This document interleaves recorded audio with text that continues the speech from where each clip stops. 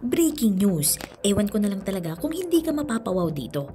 Pangulong Bongbong Marcos, viral matapos pabilibin ang sambay ng Pilipino pati na ang mga banyaga sa kanyang pangmalakasang galaw.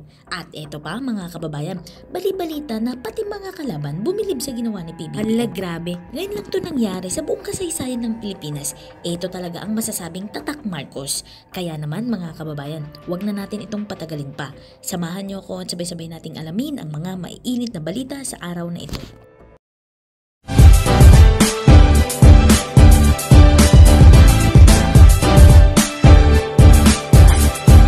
Katindig balahibo. Alam nyo ba mga kababayan na makalipas ang 40 years, isa na namang Marcos ang nagtungo sa Brunei para palakasin pa ang bilateral na relasyon ng Pilipinas at bansang Brunei. Alam nyo ba na ang yumaong Pangulong Ferdinand E. Marcos Sr.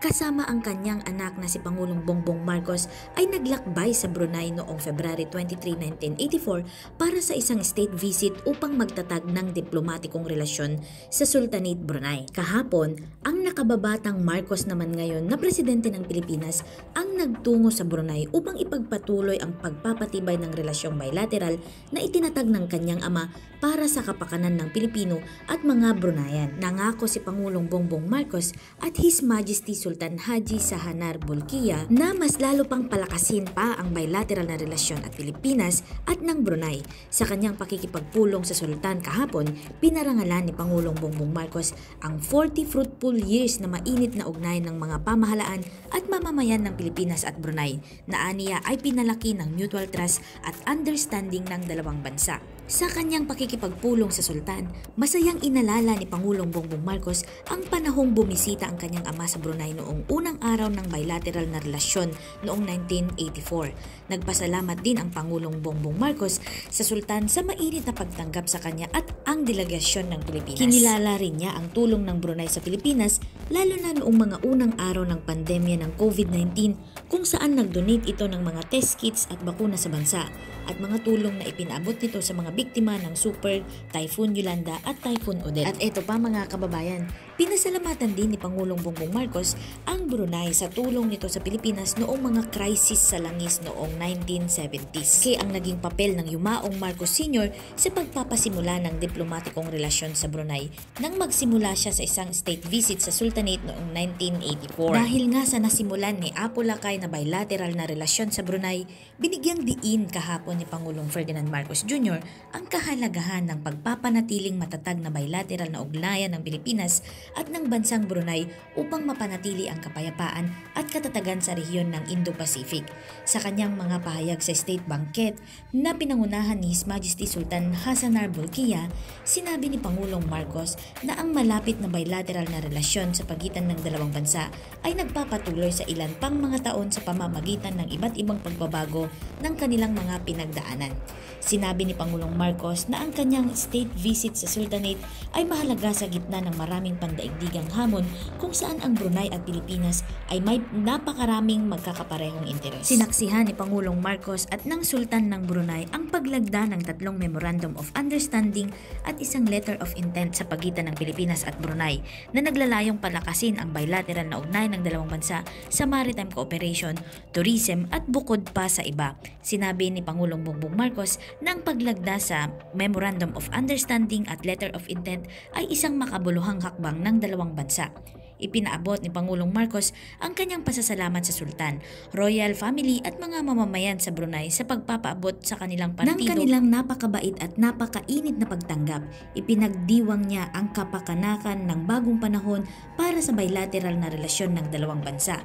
Sinisimulan ni Pangulong Marcos ang 2 araw na pagbisita sa estado ng Brunei na kasabay ng ika-40 years anniversary ng kalayaan ng Brunei at ang ika-40 years anniversary na malapit na nagtatagal na kooperasyon sa pagitan ng Pilipinas at Brunei na formal na inilunsad noong January 1, 1984 under Marcos Sr. Administration.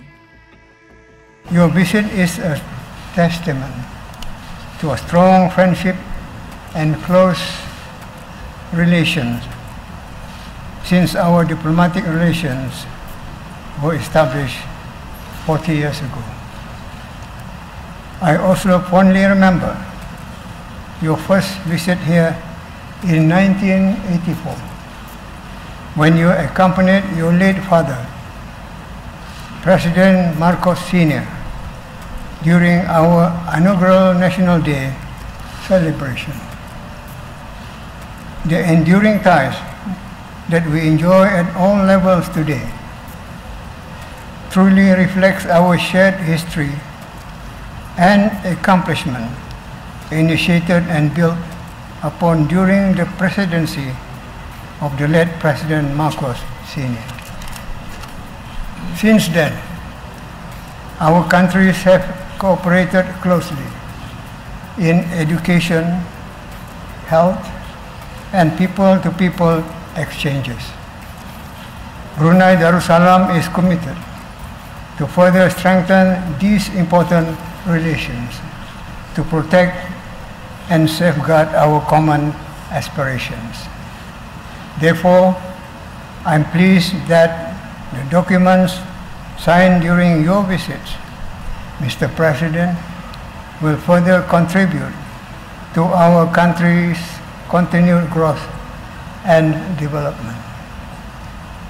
These agreements pave the way for cooperation in a maritime, agriculture, and tourism sectors, which will bring significant benefits for both our nations.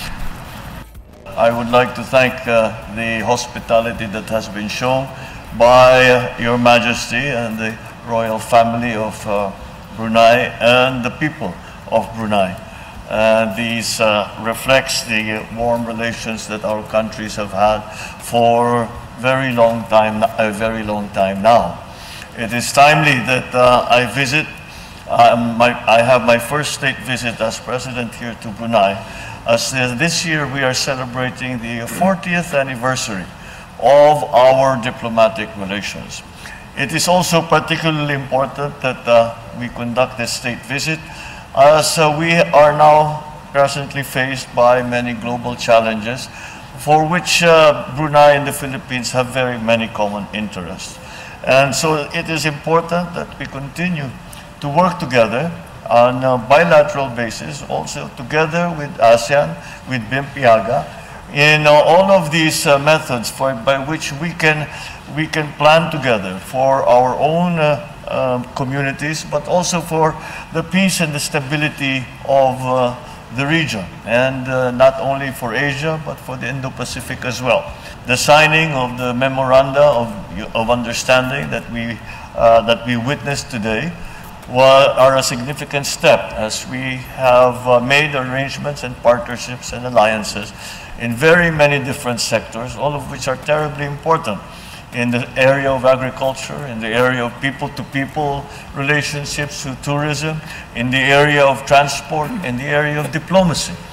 And all of these, I believe, will now will be again a birth of new time together for Brunei and the Philippines. And as we forge our way ahead, I am very happy to know that Brunei, Darussalam, and the royal family and the Sultan are with us and by our side. And it gives us a very optimistic view of the future.